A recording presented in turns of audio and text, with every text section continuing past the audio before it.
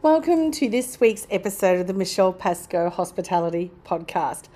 Now, you may be wondering, no intro music, no normal intro, and there won't be outro either, because I'm finding myself away from my main desk and have realized that I don't have these already on my laptop. So I'm not grinning at this stage, and so that's why this episode is so apt. Hope you enjoy. Take care. A picture tells 1,000 words. Well, so does your face. Well, that's what I believe. So often we show our emotions through our facial features. They can be understood very clearly or perhaps even misinterpreted. So I'm one of those people that get told, mostly by my children, that I've got that resting bitch face. I'm just thinking about something. Or perhaps it's not what I say, but how I look that's interpreted by others. Are you the same? Because our face does show so much of what we're thinking and what we're feeling. But what we're thinking and feeling may be being interpreted by somebody else as something very, very different. At the moment, I'm coming to you, I'm recording this from my hotel room in Bali, where I'm attending the Global Speakers Summit, where 300 delegates representing 30 countries are gathered here together for 4 days. We get together every 2 years, and it's absolutely amazing. My last time, though, was back in, before COVID, over in Auckland. So it is wonderful. Some of these people I haven't seen for, 7 or plus more years. And so it's wonderful to gather together. But of course, English is not the only language that is being spoken here. So what transcends all languages? And it's your facial expressions, isn't it? It's your body language, yes, by open arms and waving and patting people on the back or giving them big, big, strong hugs. But it's your face. And there's nothing that beats a smile more. And it's funny, a smile, they always say it doesn't cost anything. But sometimes when we're focused, particularly when we're in that customer service front-facing role, we can get really focused on perhaps what we're doing, whether that's stocking shelves or taking the lid off a particular product or looking at the computer or whatever it might be.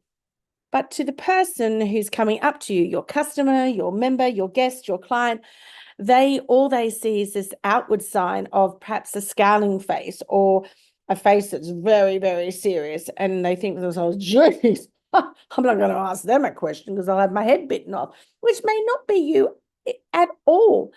So your smile is so important. It's always thinking about, how am I being observed by others? Because our customers see us a lot earlier than we see them. They may be sitting in your coffee shop, not just for a brief moment, but there for quite a period of time. Not only are they thinking about the interaction they had with you directly, but also their observations of how you, handle other customers. What's the conversations? Do they feel that they had just as an exciting, welcoming hello as perhaps a regular, or could it be vice versa? That smile is so important. As we gather here, that is something that I have to be really conscious of.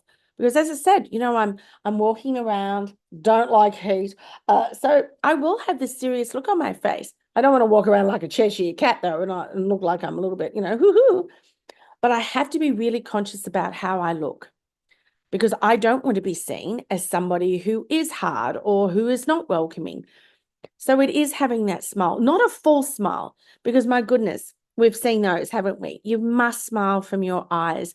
And we saw, during the time where we were wearing masks, and even now, even though they may not have seen our mouths, they could see the smile in our eyes.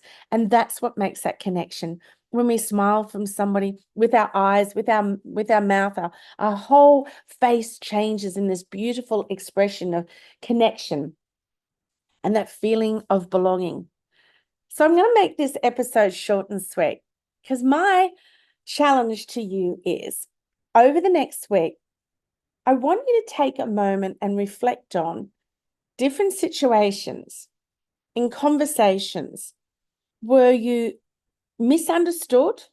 Was it the words, or was it the look that you were giving? How have you looked at others and interpreted them? I'd love to hear from you, because honestly, I just find that, us as human beings, how we connect, it is so much more than words, isn't it? It is that first conscious moment of that lovely, big, welcoming smile. And you certainly get it here in Bali. I know for many of my listeners, I'm sure, you are travelers and you may well have been here, or to other countries in Southeast Asia in particular, where that beautiful smile and that nod of the head makes you always feel welcome, whether it's a tiny little roadside stall or a large hotel. That feeling of you're welcome through a smile makes such a great difference. So love to hear how you get on with your challenge, even if you don't let me know via email or other forms of communication. I would just like you to do a little bit of an audit on your smiles, and an audit on the observation that you have of others and your interaction with them when perhaps they do or do not smile. Have a wonderful week, everybody. Next week, I've got the amazing guru of customer experience and service, Shep Hyken, on the podcast. So please listen in. Take care, everyone. Bye.